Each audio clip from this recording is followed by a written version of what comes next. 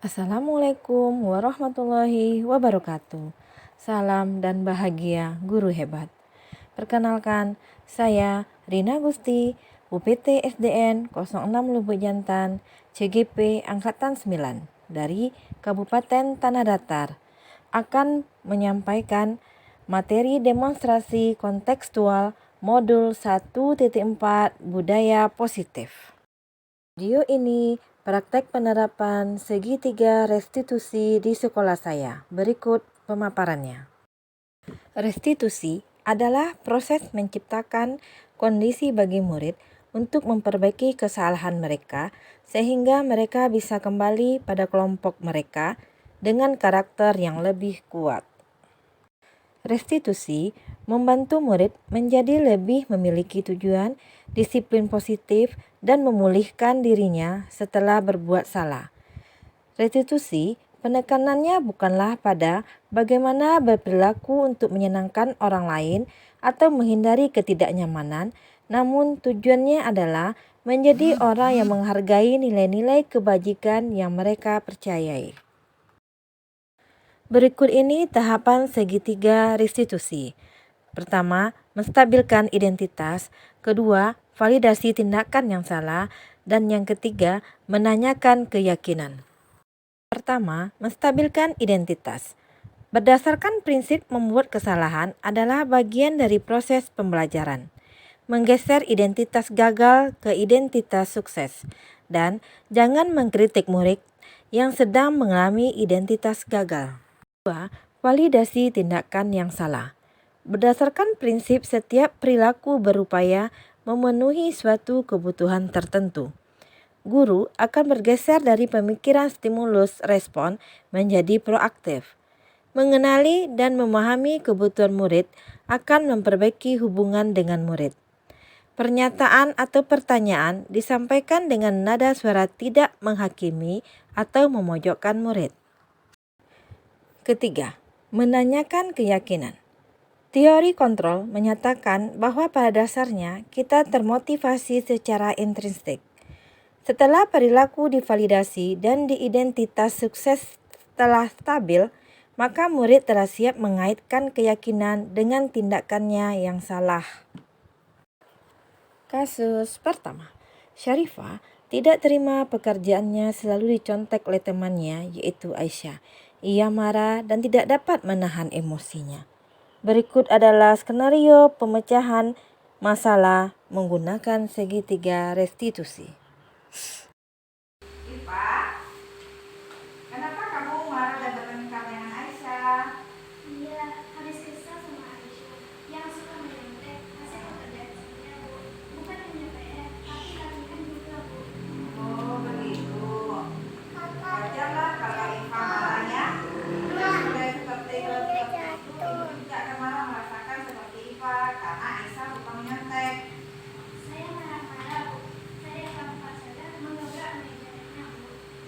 Kenapa Iva harus menabrak mejanya? Kenapa harus marah-marah seperti itu? Iya lah, Bu. Masa saya diam saja? Saya sudah susah dan capek mengerjakan gabungan. Aisyah enak saja menyontek. Sekarang coba Iva pikirkan apa tindakan Iva itu sesuai tidak dengan kesepakatan keyakinan kelas kita? Tidak, Bu. Tidak. Kalau sesuai keyakinan kelas kita, apa yang Iva langgar? Saling menghormati antar teman, Bu. Oh ya betul. Apa yang harus Iva lakukan supaya Iva harus sabar dan tenang? Harus lebih sabar. Harus sabar. Terus apa lagi?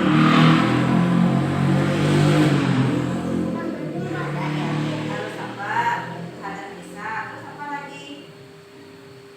Bersedia, Bu. Saya akan sabar dan menahan amarah saya.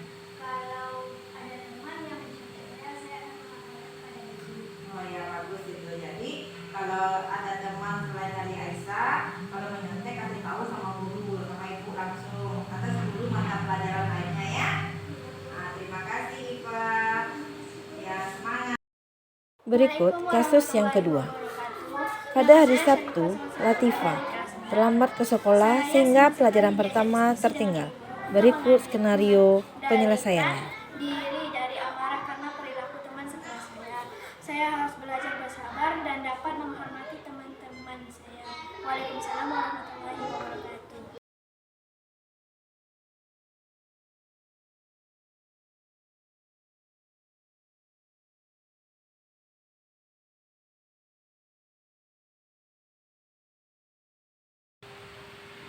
Assalamualaikum, Bu. Salam kakak dulu Tifa. Tahu nggak Tifa apa yang Ibu panggil ke sini? Nah, kenapa? Terlambat. Emangnya kita masuk ke sekolah jam berapa? Nah, jam 7.15. Nah, kira-kira jam 7.15 itu kita udah berangkat dari rumah. Terus sampai jam 7 lewat jam 8 Tifa. Berarti terlambat sekitar setengah jam. Kenapa Tifa terlambat?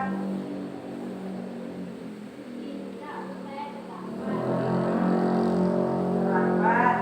Kenapa Latifah terlambat? Padahal kita udah masuk jam 7.15.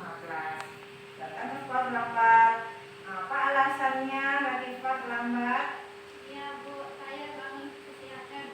Saya malam hari main HP dan bermain game sama nonton TikTok. Oke, terus? Jadi lupa waktu, Bu. Lupa waktu karena bangun kesiangan. Iya. Iya, Bu. Terus? Jadi Latifah banyak main game, banyak main TikTok. Jadi ada kesalahan Latifah terlambat ke sekolah. Kira-kira datang ke sekolah terlambat itu menyalahi aturan keyakinan kelas kita enggak? Iya, Bu. Nah, kira-kira apa keyakinan kelas kita itu? Disiplin. Disiplin. Menurut kamu disiplin itu penting enggak? Penting, Bu, kalau untuk saya dan kita oke sekolah dapat waktu, tepat waktu dan bisa menghargai waktu, Bu. Nah, bisa menghargai waktu, betul. Kita bisa menghargai waktu. Karena hal itu penting, menghargai waktu. Contoh, waktu itu sangat penting seperti menghargai waktu kita ke sekolah. Orang-orang yang dari sekitar kita, contoh kalau di rumah sama orang tua, ayah dan ibu. Nah, jadi terus apa yang akan kamu lakukan supaya tidak terlambat lagi ke sekolah? Saya menyesal dan saya mohon maaf sudah datang terlambat. Dan maaf yang terlambat. Jadi ada kesalahan yang Latifah lakukan. Terus untuk memperbaikinya supaya tidak datang terlambat, apa yang Latifah lakukan lagi? Saya akan tidur tepat waktu dan tidak. Demikianlah pemaparan saya tentang demonstrasi kontekstual modul 1.4 budaya positif. Praktek penerapan segitiga restitusi. Terima kasih. Assalamualaikum warahmatullahi wabarakatuh. Ke luar kelas agar bisa bermain dengan teman ya. Assalamualaikum warahmatullahi wabarakatuh. Nama saya Nur Latifah kelas 6. Terima kasih Ibu Guru. Saya senang sekali diajak diskusi dengan Ibu Guru untuk menemukan solusi atas kesalahan yang saya telah lakukan. Saya tidak akan bergadang lagi supaya tidak terlambat ke sekolah. Waalaikumsalam warahmatullahi wabarakatuh.